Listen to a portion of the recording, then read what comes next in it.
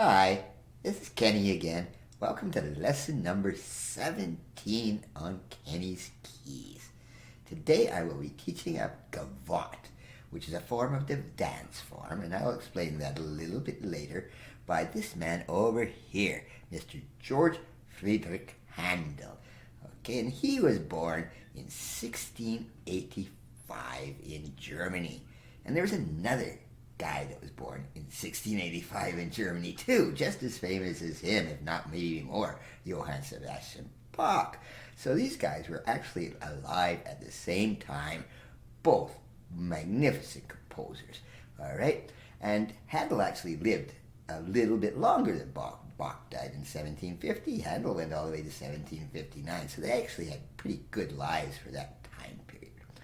Handel is famous for so many things. He wrote operas, and he wrote these things called oratorios, which is sort of like an opera, but it's not really. There's no really acting on stage. It's just the singing and the choirs and stuff, but it tells a story like an opera does too. So the Messiah is the most famous one. You probably heard it at Easter or something. The Hallelujah chorus is part of the Messiah.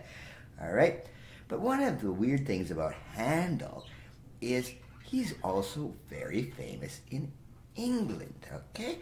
And he's a German composer for sure, but he spent a good percentage of his life working for British royalty, all right? And the Germans and the British had quite a good relationship that way. There actually was some relationship between the families, the royal families in England and Germany. So they hired Handel, and he wrote these things. One of them was called the music for the royal fireworks, okay? The king would have a big fireworks show, and guess what? They'd hire Mr. Handel over there. Very famous piece of music.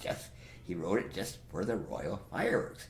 And he wrote another thing called water music, all right? And this would be the king's going down a boat in the Thames River in the middle of London, and guess what? Who wrote the music for this? There it is, Mr. Handel.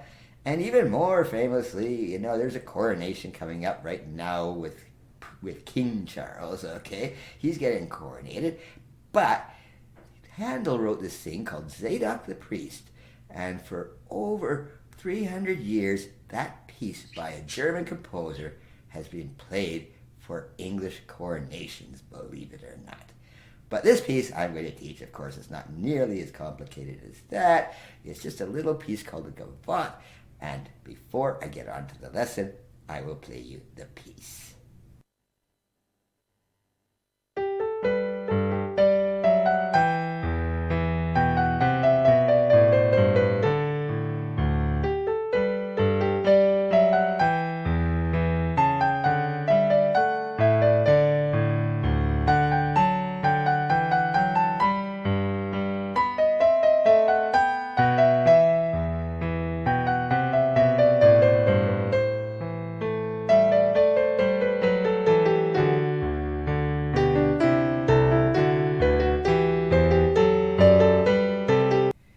Now, the first thing I have to mention, what is a gavotte? Well, if you've been taking some of my lessons, you'll probably notice a common theme going on. There seem to be a lot of these old dance forms, and the gavotte is nothing different. It is an old French dance form that used to be very popular.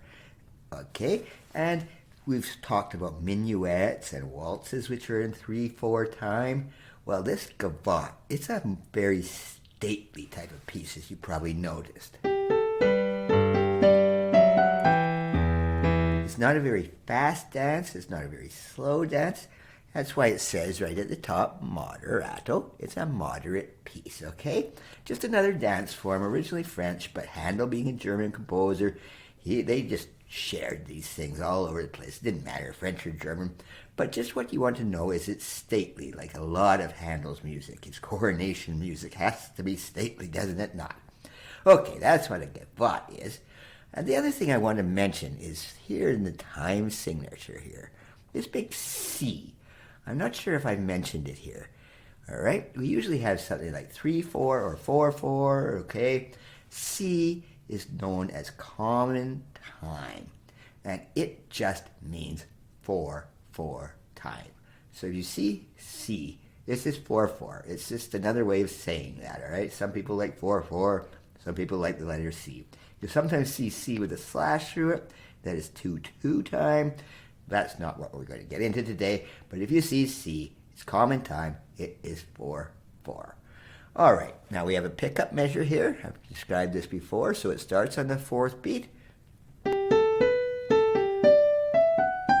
Okay, you again play these melodies separate, both right and left hand separately, so it goes fairly simple up until here, and then they do something really weird, all right?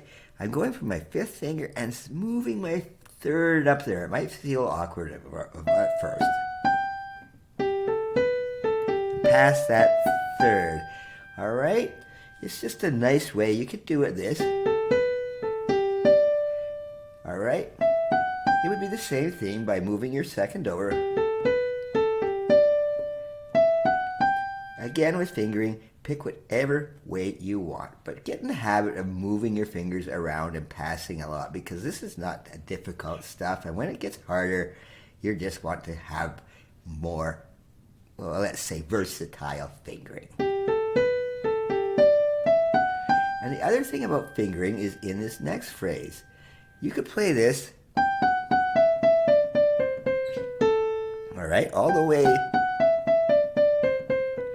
However, I don't see these fingerings here, but I am using a different fingering. I'm using both just the 2nd and the 3rd fingering. All right, and that way you can get more common phrases. This is a very popular way of fingering stuff that repeats like this. All right, that way you don't even forget your fingering, all right? And it helps a lot with the phrasing, especially if you want to. All right, you could play it really smooth. I didn't write any phrasing because Handel didn't write any phrasing. You could also play this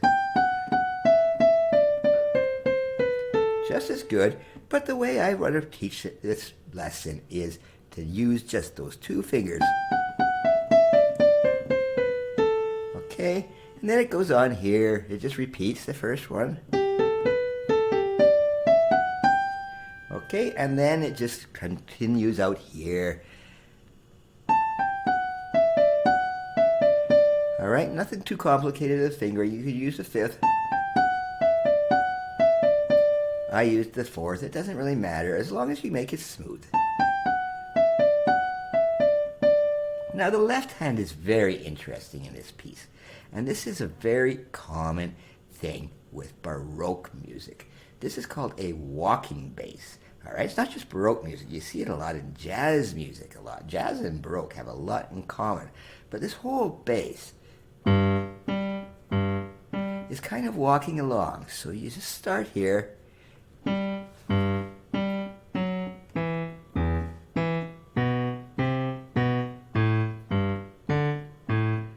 Very simple bass line. It's all in quarter notes. You don't have to worry about counting it out. This gavotte is very easy to count, by the way. It's just 1, 1, 2, 3, 4, 1, 2, 3, 4. Very easy to count, all right? But this walking bass makes a very elegant thing, okay? So when you have this and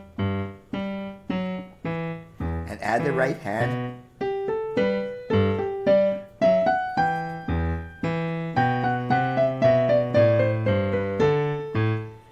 makes it very elegant and very stately, like the gavotte is supposed to be.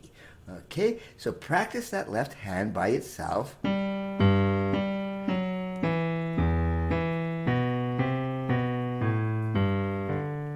I'll tell you something you can do with this. A lot of people would like to play something like this walking bass a bit staccato, all right? And if you want to play it that way, you're completely welcome to. Again, it wasn't written in any form. This would have been written for a harpsichord, which does have a bit of a staccato sound anyway. So instead of this, you could have it sounding like this.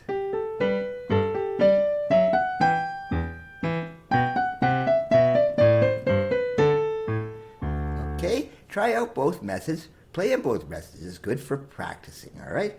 The only place that you might have a little bit of a problem in here with the bass line is down here where it goes when you're going to switch over to that C sharp. But again, just practice the hands separately. That's the best way. So those last two bars just basically go. Okay? And then there's a repeat sign here. And there's a reason that you would want to repeat this. It's because this piece is kind of uneven, all right? We've got 8 bars here in the front, and we're going to get onto the second part, which has more bars, so you just want to make it sort of balanced. Okay, right now I will switch to the second half of this. Now the second part of this piece is very similar to the first. In fact, some of it just repeats actually, so it's not too hard. The left hand again will have the same walking bass here. Just the same thing. It just keeps walking and walking and walking. You can see why it's called walking bass, because you could walk to this.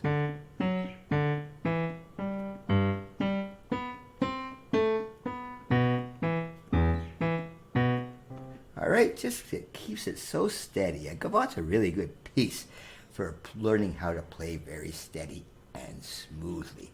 Alright, the right hand has some similar traits in it here. Okay, it starts up here.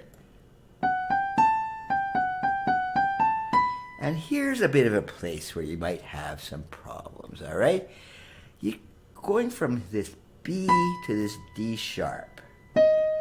All right, I've written down on the score to play the 5th finger and the 2nd, and then you're going into your 3rd. But you can do it any other way, too. You could play it the 2nd down to the D sharp with the thumb there. But the way I've written it, I think is a little more intuitive. Okay, and then it continues again. More of this descending stuff. We've already seen that, and then it repeats that. Alright, and one thing you'll notice about Baroque music is it does do that. It will take a line, and then it'll do the same thing starting on a different note. And Baroque does that all the time. Very repetitive, but in different sounding. Okay, and then when you get down here, it is doing some more repetition, but we haven't seen this yet.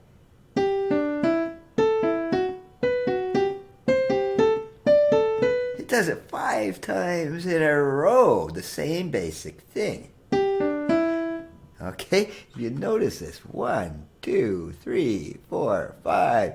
All right, and that's again where I would use the same fingering to make it consistent. I'm using 5, 2, 3 here. You don't have to do that, but that would be a very logical one. So 5, 2, 3, 5, 2, 3, 5, 2, 3, 5, 2, 3, 5, 2, 3, 5 times, but you only had to do the same thing over and over, starting on the G, A, B, C, D, and then you have it little ending. All right, very Baroque, just very Baroque, this kind of repeating. All right, and the left hand during this repetition is doing the same kind of repeating here, all right? It is going just straight octaves. It's really just a scale going up, right? We're in the key of G. There's nothing exciting here. This thing never changes keys. It's like that way. So this is just going up. So when you get it all together,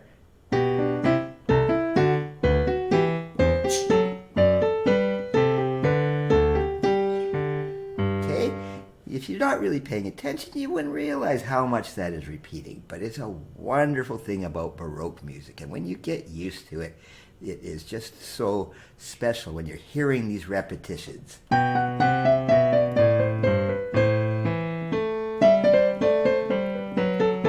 I made a mistake.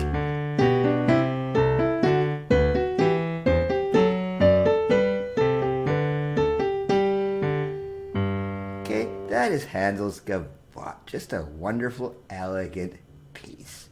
Okay, on to our scale.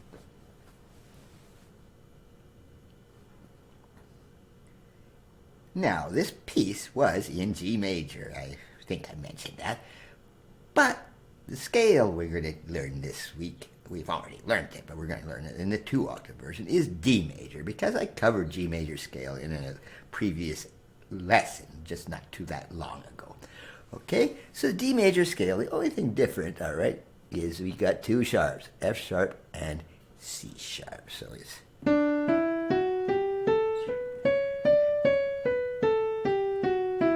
nothing difficult about the finger, about this standard fingering. You pass the thumb under, but to go 2 octaves up, you pass the thumb under again.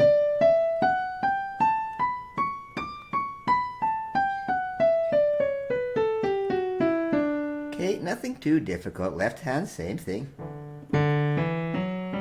Pass the third over, and then the fourth over, and the third over, and then the third under, the thumb under, and the thumb under.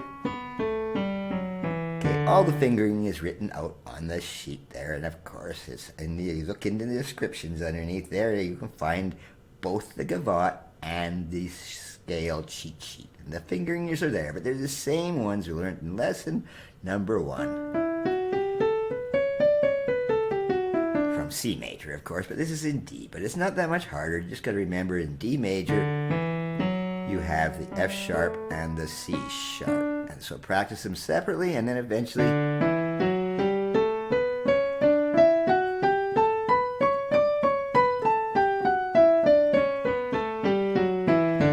it'll be just easy enough for you to do both hands at once. And if you really want to have some fun, do 4 octaves, okay? Go all over the place, go crazy, okay? All right, that's just the scales, 2 octaves. Now let's move this up a bit here. So we have, guess what? The same thing here, our arpeggios. Remember what arpeggios are? It's a broken chord. All right, but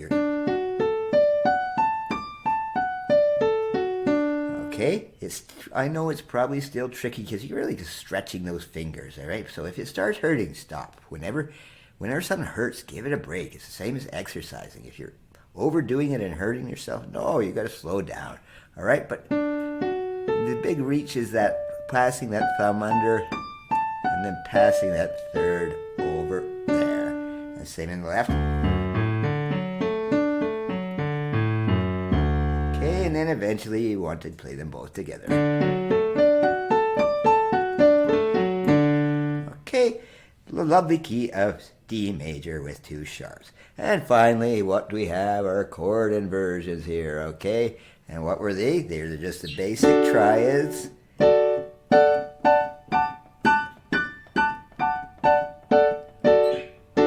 Okay, a D major triad, but all we're doing it is in different positions.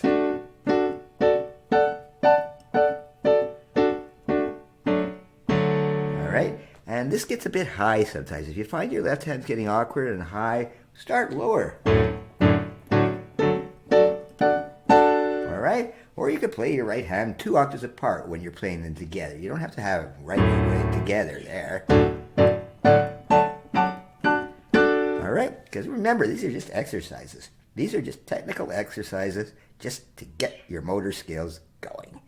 Okay, thank you very much. That was lesson 17, and I will talk to you later.